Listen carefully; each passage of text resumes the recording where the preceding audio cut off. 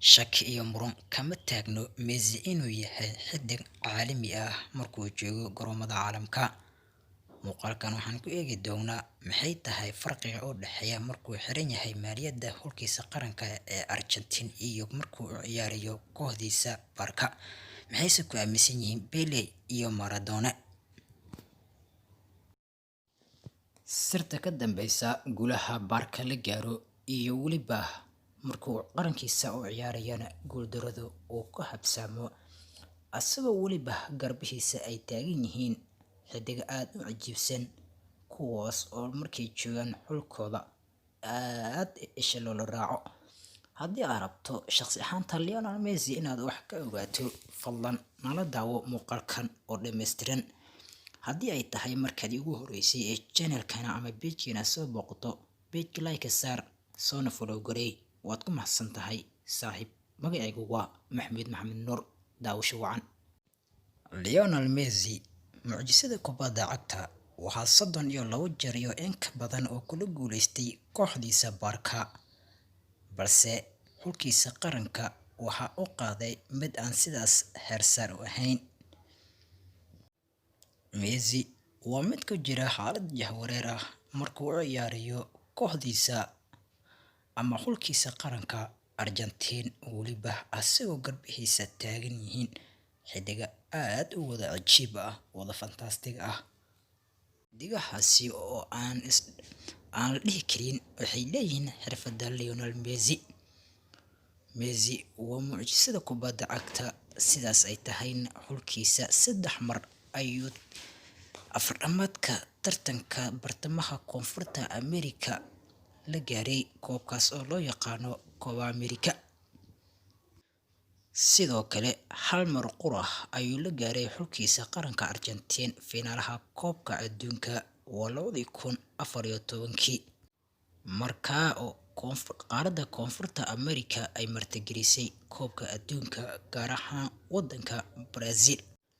Waxaa kale xasuus mudan sanadkii 2019 waxaa semifinalka kooxda qaran u ciyaareysay qaranka Argentine uu hogaaminayay Lionel Messi oo semifinalka kaga haray Copa America ka oo dhigooda Argentine guuldaro 2-0 ah dusha loo saaray. Lionel Messi marka uu matalayo xulkiisa waa astaan ama qaab u samaysan guuldarrada. Marka uu matalayo qarankiisa, laacibkani da'diisana ilaa imika ay sii socoto, welina xulkiisa qarankana aysan kula guuleysanin wax la sheegi karo ama koob weliba la isdhihi karo waa uu kula guuleystay. Sidoo kale waxaa xasuus mudan hadalkii uu yidhi laacibka sida aadka loo barbardhigo Diego Armando Maradona, ayaa Messi uu ku tilmaamay inuu aysan ahayn laacib u qalma inuu hogaamiyo xulka Argentine, taasina ay tahay guuldarrada mar walba ee dusha loo saaro xulka qaranka Argentine. Waxaa sidoo kale Maradona hadalkaasi u sheegay halyeeyga kubadda cagta ee Pele, ayagoo wada sheekeysanaya ee qol khaas ahna ay ku jiraan. Pele ayaa hadalka uu ku hormaray waxaana uu yidhi, miyaad taqaanaa shakhsiyadda Lionel Messi? Haa, waa mid guuldarrada u samaysan markuu uu la ciyaarayo xulkiisa qaranka. Waxaan moodaya buu yidhi Maradona inay ula jeedo si laabla kac ah oo guuldarrona ugu jeedi lahaa xulkiisa. Isku mid ma ahan buu yidhi Maradona, asagoo weliba kasii hadlayo shakhsiyadda Lionel Messi markuu u ciyaarayo kooxdiisa Barca iyo markuu xiran yahay maaliyadda. Taasina waxaanba mooday buu yidhi in ay tahay guuldarrada uu la doonayo waddankiisa Brazil.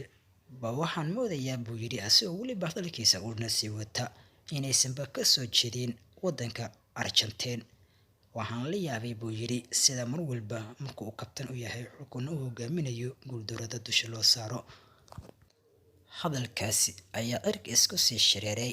Leo xaaladda ayaa ka cuslaatay, waxa uu waayay meel uu ula kaco warkii uu maqlay Maradona ka soo faktay. Leo waxa uu go'aansaday inuu gebi ahaanba ka fariisto matalaadda xulkiisa qaranka ee Argentine, dib dambena maaliyadda xulkiisa aan xirinin. Go'aankii uu qaatay Messi kadib mas-uuliyiintii oo hogaaminaysay hulka qaranka Argentina waxay geed dheer iyo geed gaaban ay u koreen sidii go'aanka uu qaatay Lionel Messi ay mar uun ugu soo celin lahaayeen una dhiibi lahaayeen hoggaanka kooxda Argentina una hogaamin lahaa dhacdadii Mondiaga ee laga qabtay dalqowga Russia sanadii tagtay ee 2018. Weliba waxaana xasuus mudan macallinkii xilliga uu hogaaminayay hulka qaranka Argentina waxaa Lionel Messi awood u siiyay inuu wax ka bedeli karo shaxda qaranka, taa oo meesha ka saartay Paul Dybala sababtoo ah nambarka 10aad oo aysan ku ciyaari karin, waayo Lionel Messi ay isku boosisha yihiin kana tayana wanaagsan. Waxaa la yidhi laba qaawan isma qaado. Si kastoo ay noqotoba waxay u sii ambabaxeen tartankaasi. Nasiib daro Argentina waxaa laga soo reebay wareegga 16 guuldaro ay kala soo kulmeen dhigooda Faransa ee ku guuleystihii koobka adduunka sanadii 2018.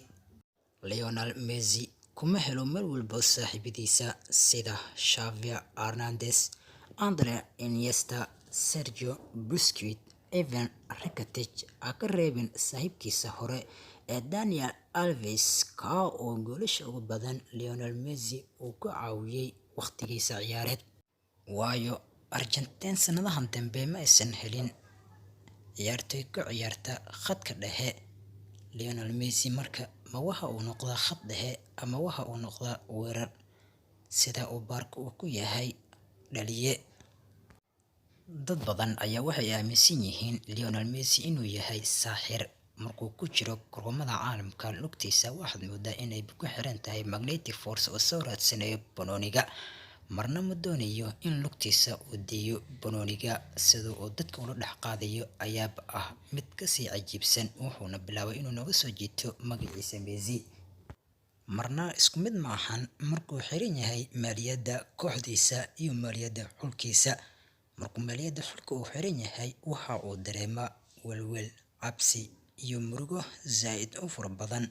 Waxaa dhaleecaan fara badan kula kulma saxaafadda waddankiisa, taa oo weliba sabab u ah inuu wax ka qaban waayo waajibaadka kaga aadan xulkiisa qaranka Argentina. Magaciigu waa Maxamed Nuur Boobsiyow.